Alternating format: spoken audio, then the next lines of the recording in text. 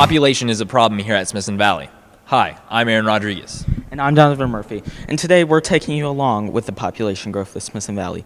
First, let's see how it's affecting our parking lots with Jack Mobley and Emily Gibson.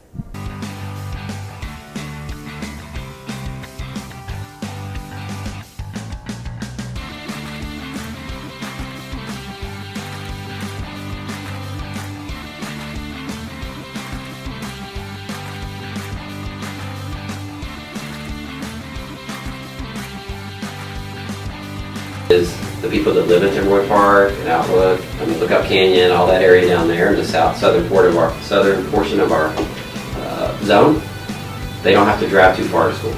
Right now, we have some of those kiddos that are on a bus for a long time. So that would be a positive for them. I can see people that live down in that part of our attendance zone liking having a high school down there because then they don't have to drive all the way out here. But the negative is, it kind of breaks up the tradition that we've had here for 15 to 20 years that we built here in Smithson Valley. So that would be a drawback. Every time I have to walk up from Africa, because there's way too many people in Africa, my hair gets messed up every single morning. So now I don't even try to do it anymore. Parking in Africa because it's a long walk. This is gonna take the kid's gonna yell at me. We tried to alleviate that with running what they call shuttle routes. So basically, they put middle school and high school kids on one, and they go to a middle school or Spring Branch or Smithson Valley, and then they get on a different bus to try to alleviate some. But right now, some of those routes are pretty crowded. It's not safe to have 4 kids to a seat. You're at 8:20, but you're late because of the walk, and it's not fair because if you parked in the front, you'd be here on time. I believe SV's parking lots are safe. I don't think anybody's getting robbed or anything. There in every option A, B, C, and D, there's options to buy buses. There's $3 to $6 million in each one of those, whichever one the board chooses to go with. There's going to be purchases of new. Juniors and seniors should get red and green, and all the freshmen. The reason why Africa gets to park so far, like in South Africa, is because all the freshmen populate it all, so they should all get Africa, and none of them should get to park on Senior Hill. I think the school should switch up the parking plan to where it's better access for the students and the teachers. It takes me 15 minutes to leave, which kind of sucks. Now, of course, we're not the only school in Texas that are dealing with population growth, and we're also not the only school in Texas. So here's Gwen and Skylar about population growth at other schools.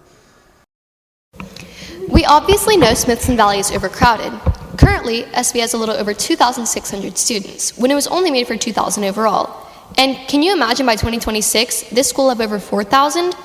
Why is this? Well, Comal is the 7th largest district in the nation, with more than 34,000 students in Comal ISD total.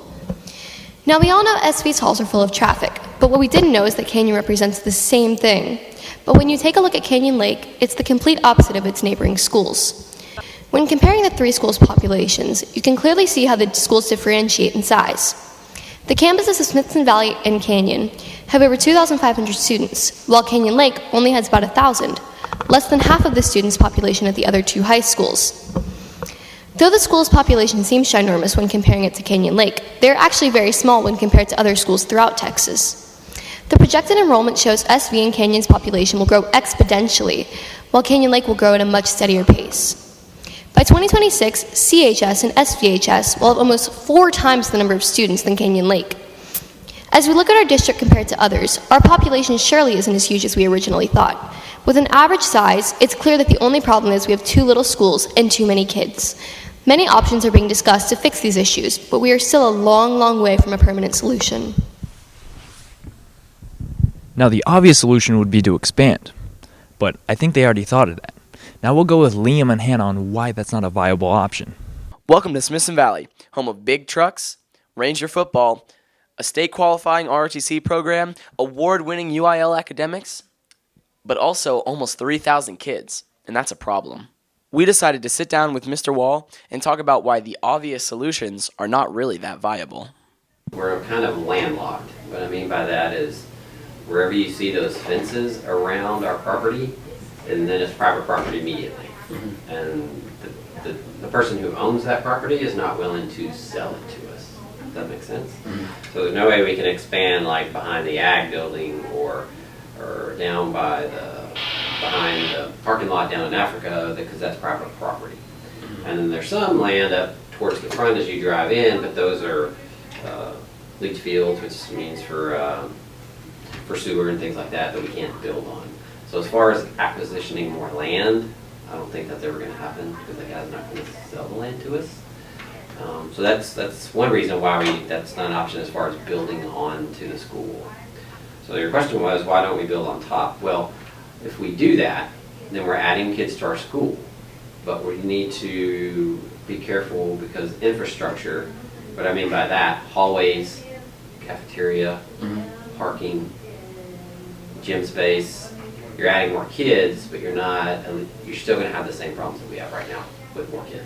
Are you with me? So you're looking to go probably 4 lunches and only maybe juniors and seniors parking at that time. Plus, if you get bigger, you're going to have more staff parking too. So that's one of the reasons I believe that they didn't go down that road. There is areas that you could look into doing something like that, especially when you have a football game here on Friday night. You get 10,000 people here. I mean, we're stretched because there are people, as you know, if you've been here on Friday nights, they park up the main road, they park on 46. So that's something that's currently not in this bond, but that's something that could be looked at into the future that's feasible. Concerns would be safety. As you add more people, and kids and staff, you want everybody to be safe. Secondly is, class sizes. There's only a certain number of classrooms right now that we have. We are expanding and using all those portables that are being redone right now for next year. If you know, in the back of our property behind the propane tanks, there's those brown portables for driver is. So we're going to use those. But class sizes, getting classes of 37, 38, 36, that's not the best kind of learning environment for teenagers. We want to keep it around 27, 28. So as we get larger, that's some of my concerns. Now, there are many solutions that have been proposed by the district. These are called the bond options. Let's take a deeper look into what these bond options are with Lauren and James. Studies show that Comal ISD gains approximately 800 new students each year and is recognized as one of the fastest growing districts of its size in Texas. Due to this immense growth, members of the school board have proposed 4 possible bond scenarios, which will be used to accommodate for the rapid growth. The hallways are always really crowded and you can't get anywhere. It's hard to get around to your classes. Sometimes, you can't go to the restroom, or it just takes longer in general to get to your class. You might miss some stuff. Like parking in Africa. Africa's really far away and you have to park so far because there's so many kids that go here. So getting to the halls is like trying to get to the subway in Shanghai. A new high school in the long run is the best thing for the district based on the growth. But frankly, the truth of the matter is, if we don't have new schools for the future, then we will somehow have to have additional portables. Now, the thing about portables is that we need land to add portables. And Smithson Valley High School, for example, we're landlocked here. And as a result of that, there's only a certain number of portables we can put here at Smithson Valley High School. The first scenario is estimated to cost around $262 million. This bond will provide funding for 2 new high schools, design work for a new elementary school, as well as funding for land, bus, and maintenance projects. The bond would have no impact on tax rates. The second option comes in about $333 million. It provides funding for 2 new high schools and elementary schools, along with land, bus, and maintenance projects. The bond would have a 3-cent impact on the tax rate. However, the earliest elementary schools could not open until 2022. The third scenario requires $124 million in order to provide funding for a new high school and land and bus maintenance projects. The bond would convert Smithson Valley Middle School into a 9th grade center. The bond would have no impact on the tax rate. However, the new high school would not be built for the area south of the 281. The bond would also require an increase in staff. The last bond option is the cheapest, costing about $15 million.